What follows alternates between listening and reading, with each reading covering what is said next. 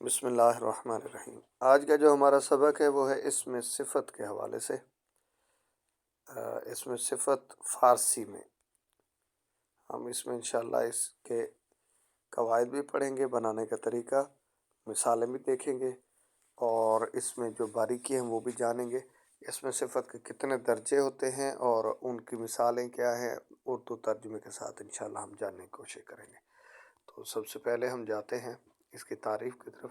اسم صفت وہ لفظ جو کسی اسم کی اچھائی، برائی یا حالت بیان کرے۔ اسم میں نے اس لیے کہہ دیا کہ کسی شخص، جگہ یا چیز کی، ٹھیک ہے، تو نام ہی ہوگا، تو اس لیے آسانی کے لیے میں نے کہہ دیا کہ اسم کسی بھی دوسرے اسم کی اچھائی، برائی یا حالت بیان کرے، وہ اسم صفت کہلاتا ہے۔ تو موصوف اور صفت مل کر مرکب توصیفی بناتے ہیں۔ تو موصوف کیا ہوتا ہے؟ وہ جس کی اچھائی یا برائی بیان کی جائے، جس اسم کی تعریف یعنی اچھی یا بری صفت بیان کی جائے اسے موصوف کہتے ہیں، اور صفت کو فارسی میں وصف کہتے ہیں۔ کسی اسم میں ظاہر کی جانے والی صفت اس اسم کا وصف کہلاتی ہے۔ تو یہ ہم پہلے بھی جانتے ہیں کہ موصوف اور صفت مل کر مرکب توصیفی بناتے ہیں۔ تو مرکب توصیفی کے دو حصے ہو گئے، ایک موصوف اور دوسرا صفت۔ فارسی میں عام طور پر موصوف پہلے آتا ہے اور صفت بعد میں آتی ہے۔ اردو میں اس کے الٹ ہے۔ اردو میں جیسے ہم دیکھتے ہیں سبز طوطا، اونچی دیوار، کالی بھینس، لمبا درخت، تو پہلے ہم نے صفت ہم لگاتے ہیں اردو میں اور موصوف بعد میں، جبکہ فارسی میں عمومی طور پر، عام طور پر صفت بعد میں آتی ہے۔ تو اس صورت میں ہم کیا کرتے ہیں؟ موصوف کے آخر میں زیر لگاتے ہیں۔ اس کو رعایت لفظی کہتے ہیں اور یہ لازمی چیز ہے۔ مثلا ہم کہتے ہیں اسپِ تیز، تیز گھوڑا، تو کوئی پڑھے اسب تیز تو یہ غلط ہوگا۔ فارسی میں مرکب اضافی یا مرکب توصیفی دونوں کے لیے یہ چیز ہم پہلے بھی ہماری ایک ویڈیو میں جان چکے ہیں جہاں پہ ہم نے مرکبات فارسی کی بات کی تھی۔ تو وہاں پہ کیا کرتے ہیں؟ زیر لگاتے ہیں پہلے لفظ کے نیچے، ٹھیک ہے، چاہے مضاف اور مضاف الیہ ہوں یا موصوف صفت ہو۔ تو موصوف کے نیچے ہم آخری حرف کے نیچے کیا لگاتے ہیں؟ زیر۔ تو اس کو رعایت لفظی کہتے ہیں۔ تو یہ زیر لگانا رعایت لفظی کی وجہ سے لازم ہے، ضروری ہے، اس کے بغیر جو ہے ادائیگی جو ہوگی وہ نامکمل ہوگی اور غلط ہوگی۔ لیکن یہ اصول کیا ہے؟ عمومی ہے، مطلب موصوف کا پہلے آنا، صفت کا بعد میں آنا، یہ عام ہے، یعنی زیادہ تر موسٹلی یہ ہوتا ہے۔ اس سے ہٹ کر بھی آ سکتے ہیں۔ فارسی میں جب صفت پہلے لکھی جائے تو پھر بغیر زیر کے ہم پڑھیں گے، کیونکہ زیر جو ہے وہ موصوف کے نیچے آنی چاہیے۔ اس کی مثالیں ہم دیکھ لیتے ہیں، جیسے کلاه سفید، کلاه سفید، سفید ٹوپی، خانہ بزرگ، بڑا گھر، بز سیاہ، بز کہتے ہیں بکری کو، اور سیاہ، تو بز سیاہ، سیاہ بکری، کالی بکری، طویل درخت۔ اب یہ مثال دیکھ لیں کہ صفت ہم نے طویل پہلے لگا دی اور موصوف درخت بعد میں لگایا، تو ہم نے درخت طویل تھا، اگر ہم اس کو سیدھے انداز سے پڑھتے، ہم نے صفت پہلے لگا دی تو پھر طویل درخت پڑھیں گے۔ اسی طرح اوپر جیسے ہے کلاه سفید، اس کو سفید کلاه پڑھیں گے، اور اسی طرح سیاہ بز پڑھ دیں گے ہم اس کو۔ صفت کے 3 درجے ہوتے ہیں، اردو میں بھی ایسا ہی ہے، اور یہاں ہمارے پاس اور فارسی میں بھی اسی طرح ہے، لیکن اگر انگلش میں دیکھیں تو وہاں بھی ہمارے پاس ایسے ہوتے ہیں، first degree, second degree, third degree, جس کو ہم کہتے ہیں۔ تو یہاں بھی ہمارے پاس صفت نفسی ہے، صفت بعض ہے اور صفت کلی ہے۔ صفت نفسی یا ذاتی، اردو میں اگر ہم دیکھیں تو تفضیل نفسی اس کو کہتے ہیں۔ جب کسی شخص یا شے میں کوئی صفت تو پائی جائے لیکن اس کا کسی اور کے ساتھ تقابل نہ کیا جائے، مقابلہ نہ کیا جائے، موازنہ نہ کیا جائے، تو اسے صفت نفسی یا ذاتی کہتے ہیں۔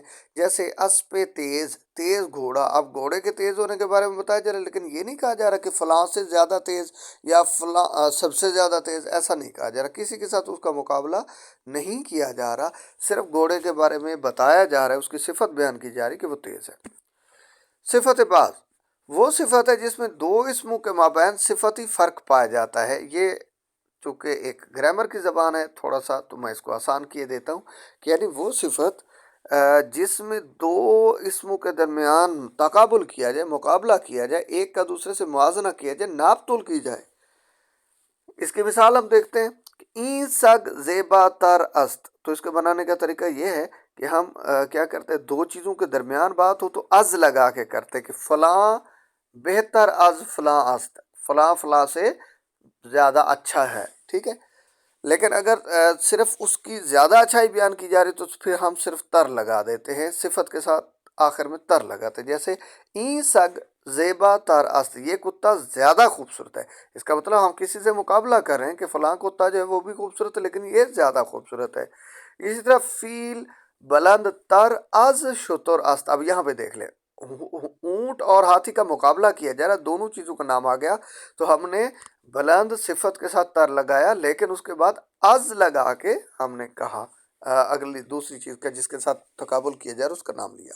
फील बुलंद तर अज शुतुरस्त, हाथी जो है वो ऊंट से ज्यादा बुलंद है, लंबा है। अहमद चाकतर अस्त अज अनवर, अहमद अनवर से ज्यादा मोटा है। ई कोदक कोताह तर अस्त अज ऊ, ये बच्चा उससे ज्यादा पस्त कद है, यानी वो बच्चा भी कद में छोटा है लेकिन ये ज्यादा छोटा है कद में। इसी तरह एक और मिसाल जानते हैं हम, मन कम फहम हस्तम, मैं कम समझदार हूँ, मन मैं कम फहम समझदार, कम समझदार, हस्तम हूँ।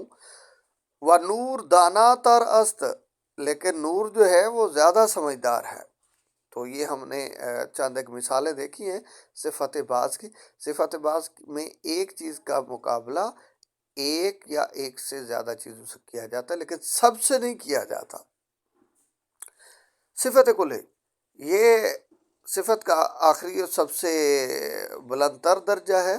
सिफत कुल्ली वो सिफत जिसमें तमाम अस्मा के मुकाबले में सिफती फ़र्क किया जाए, यानी कि किसी चीज़ की कुल्ली बरतरी ये सिफत बयान की जाती है, यानी सब के ऊपर उसको बयान किया जाता है, सबसे बरतर करार दिया जाता है। इसकी हम कुछ मिसालें देखते हैं। जैसे हम कहेंगे, एक मिसाल हमारे सामने, ई कोदक जेबा तरी अस्त, ये बच्चा सबसे खूबसूरत है, यानी इसके मुकाबले में कोई और खूबसूरत नहीं है। अवेलेबल चीज़ों में से हम ये जो होती है तब्दील ये होती है। आकुला स्याह तरीन अस्त, वो टोपी जो है वो सबसे ज्यादा स्याह है।